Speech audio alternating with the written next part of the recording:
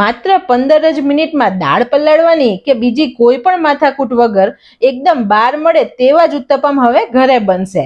ઉત્તપમ ક્યારેય ચવડ નહીં બને, શાકભાજી ઉત્તપમ પરથી ક્યારેય નીકળી નહીં જાય અને ઉત્તપમ એકદમ મસ્ત ફૂલેલા બનશે અને ખાવાવાળા એમ કહેશે કે ઉત્તપમ તો તમારા જ. ચેનલને સબસ્ક્રાઇબ જરૂર કરજો અને બાજુમાં રહેલા બેલ આઇકન પર પણ ક્લિક કરજો જેથી મારી નવી રેસિપીઝના વિડીયો તમને તરત મળે. સૌથી પહેલા આપણે 1 કપ એટલે 200 ગ્રામ આપણે ઝીણો રવો લીધો છે. હવે આ રવાને આપણે કોઈ પણ બાઉલમાં લઈએ છીએ. હવે આ લોટમાં આપણે 2 એવી સ્પેશિયલ વસ્તુ ઉમેરીએ જેથી આપણા ઉત્તપમ બેસ્ટ બને.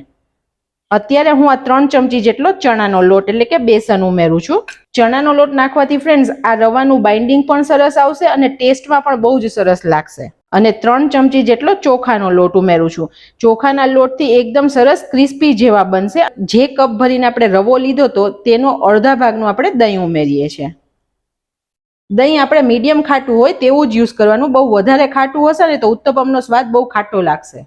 હવે બેટર બનાવવા માટે મેં અત્યારે 1 ગ્લાસ પાણી લીધું છે. હું તમને જરૂર પ્રમાણે વાપરી અને પછી તમને કહીશ કે મેં કેટલું પાણી વાપર્યું. અત્યારે આપણે અડધું પાણી એડ કરીએ છીએ અને બેટર બનાવીએ. આપણે સરસ લમ્સ ફ્રી બેટર બનાવવાનું છે.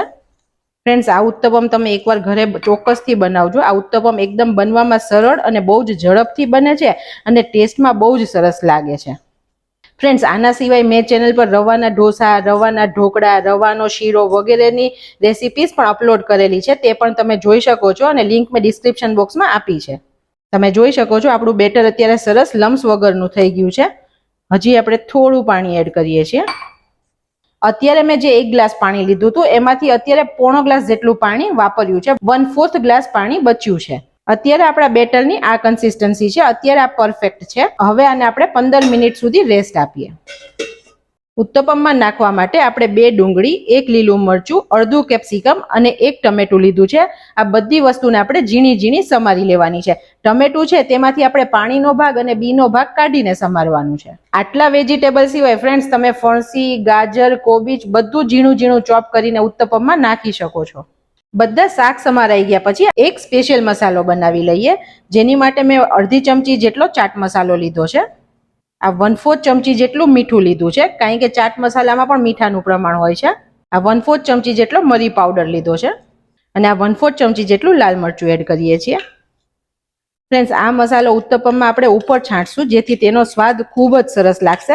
આપણે મસાલા શાકભાજી સાથે મિક્સ નથી કરી દેવાના, નહીં તો શાકભાજી મીઠાને લીધે પાણી છોડી દેશે. બેટરે રેસ્ટ કરી લીધો છે. આપણે ખોલી લઈએ.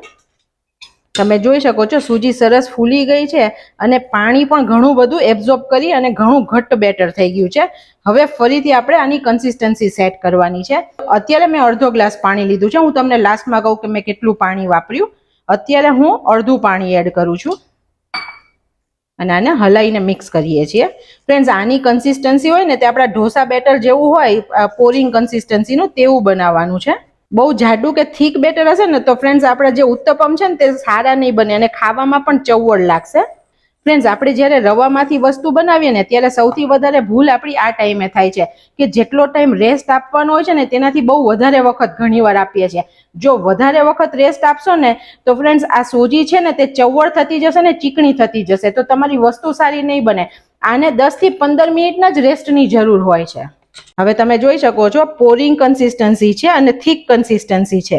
એકદમ વધારે પતલું નથી, જાડું જ બેટર છે અને પડી પણ રહ્યું છે. તો અત્યારે આ પરફેક્ટ છે. મેં અડધો ગ્લાસ પાણી લીધું હતું તેમાંથી અડધું જ પાણી મેં વાપર્યું છે. હવે હું 1 નાની ચમચી જેટલું જે મસાલિયાની હોય તે ચમચી મીઠું એડ કરું છું. તમે તમારા સ્વાદ પ્રમાણે લઈ શકો છો.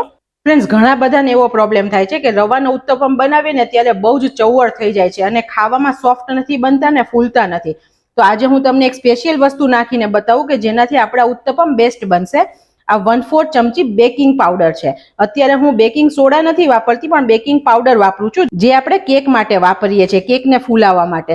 તેનાથી સ્વાદ પણ સરસ આવે છે અને એકદમ સોફ્ટ ઉત્તપમ તૈયાર થશે ખાવામાં. ઇન કેસ તમારી પાસે બેકિંગ પાવડર નથી તો તમે 2 પિંચ જેટલો બેકિંગ સોડાનો ઉપયોગ કરી શકશો, પણ બેકિંગ પાવડરનું રિઝલ્ટ મસ્ત આવે છે. હવે આપણે આને મિક્સ કરીએ.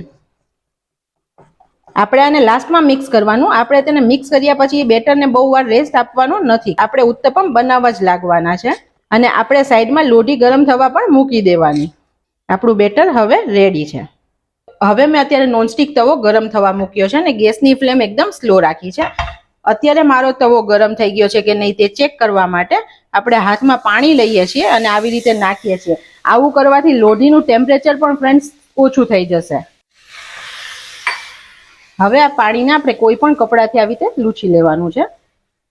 હવે આ લોઢીને આપણે પહેલા ગ્રીસ કરી લઈએ. આપણે થોડું તેલ લઈ અને આવી રીતે લગાડી દઈએ છીએ અને કોઈ પણ ટીશ્યુ અથવા કપડાથી આપણે આખી લોઢીમાં તેને ફેરવી દઈએ. આવું કરવાથી ફ્રેન્ડ્સ આપણી લોઢી ગ્રીસ થઈ જશે અને ઉત્તપમ બિલકુલ નીચે ચીપકશે નહીં. તમે જો લોખંડની તવીમાં કરતા હોય તો પણ તમારે આ પ્રોસિજર કરવાની. હવે બેટરને નાખીએ. તમારે જે સાઈઝનો ઉત્તપમ બનાવવા હોય તમારે તેટલું બેટર નાખવાનું. અત્યારે આપણે થોડો મોટો બનાવી છીએ. હવે બેટર જ્યારે ભીનું છે ત્યારે જ તેની ઉપર વેજીટેબલ્સ નાખી દેવાના. તમે જોઈ શકો છો અત્યારે બેટર પાથર્યું ત્યાં જ કેટલી સરસ જાડી પડી રહી છે. આપણે જે બેકિંગ પાવડર નાખ્યો ને તેને લીધે સરસ સોફ્ટ અને જાળીદાર તૈયાર થશે. હવે ઉપરથી થોડું કોરું થાય બેટર પછી આપણે તેલ નાખવાનું છે. પહેલા આપણે સાઈડ્સમાં તેલ નાખીએ છીએ. તમે તેલ, ઘી કે બટર કોઈ પણમાં ઉત્તપમને શેકી શકો છો. અને જે ઉપરની સાઈડ છે ફ્રેન્ડ્સ ત્યાં પણ આપણે તેલ નાખવાનું.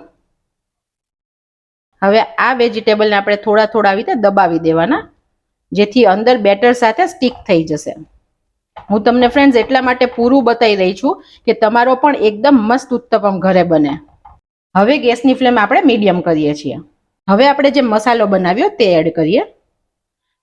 ફ્રેન્ડ્સ આ મસાલો નાખવાથી તમને જ્યારે ઉત્તપમ તમારે એમને પણ સાંભાર ચટણી વગર ખાવા હશે ને તો પણ બહુ જ સરસ લાગશે. ટેસ્ટમાં બિલકુલ ફીકા નહીં લાગે. આપણો ઉત્તપમ ઉપરથી થોડો કોરો થાય ત્યાં સુધી આપણે થવા દેવાનું. આપણે થોડી વાર પછી તમને ખ્યાલ ના આવે તો આવી રીતે ઊંચો કરીને સેજ જોવાનું. તમે નીચે જોઈ શકો છો. હજી આપણે આને 2 મિનિટ રાખીએ છીએ. આપણે જેટલું માપ લીધું તેટલાથી આ મોટી સાઈઝના 2 ઉત્તપમ અને પેન સાઈઝના 4 એટલે કે નાની સાઈઝના 4 ઉત્તપમ બનીને રેડી થશે. આપણે સાઈડ્સથી બધેથી કોરો થઈ ગયો છે. હવે વચ્ચે થોડું બેટર ભીનું છે. આપણે 1 મિનિટ હજી તેને થવા દઈએ છીએ. હવે આપણે ફેરવી દઈએ. તમે જોઈ શકો છો એકદમ આસાનીથી સરસ ઉત્તપમ ફરી જશે. બિલકુલ ચોટ્યો પણ નથી અને તૂટ્યો પણ નથી ફ્રેન્ડ્સ. હવે આપણે ઉપરથી થોડો થોડો આવી ત્યાં દબાવીએ જેથી આપણા વેજીટેબલ્સ બહાર ના આવી જાય. હવે આપણે ગેસની ફ્લેમ આ ટાઈમે સ્લો કરી દેવાની નહીં તો વેજીટેબલ નીચેથી બળી જાય. આપણે ધીરા તાપે અને 2 મિનિટ માટે થવા દઈએ અને સાઈડ્સમાંથી પણ થોડું તેલ નાખીએ છીએ. ફ્રેન્ડ્સ આ ઉત્તપમ એકદમ ઇન્સ્ટન્ટ અને જલ્દી બની જશે. તમારે ક્યારેય પણ ઈચ્છા થાય અને ખાવા હોય તો 10 જ મિનિટમાં બનીને રેડી થઈ જશે. તમે જોઈ શકો છો ફ્રેન્ડ્સ કેટલો મસ્ત ગોલ્ડન બ્રાઉન કલર આવ્યો છે. અને હવે આપણે આને ફેરવીએ. વાવ ફ્રેન્ડ્સ તમે જોઈ શકો છો કેટલો આસાનીથી પલટી ગયો અને સરસ ચડી પણ ગયો છે. ફ્રેન્ડ્સ આમાં ક્યારેય ફાસ્ટ ગેસ નહીં રાખવાનો ઉત્તપમમાં. એક તો આ રવાનો છે અને તેને ચડતા 5-1 મિનિટ જેવો ટોટલ ટાઈમ જશે જ. બહુ ઉતાવળ કરીને કરીએ ને તો અંદરથી ચીકણો અને ચડિયા વગરનો જ કાચો બનશે. કારણ કે આની થિકનેસ પણ આપણે ખાસી આટલી રાખી છે. ફ્રેન્ડ્સ લાગે છે ને એકદમ બાર જેવો મસ્ત ઉત્તપમ બિલકુલ તૂટ્યા વગરનો મસ્ત તૈયાર થયો છે. હવે આપણે ઉત્તપમને કાઢી લઈએ. તમે જો ફ્રેન્ડ્સ બાળકો માટે કરતા હોય તો તમે ઉપરથી ચીઝ પણ નાખી શકો છો.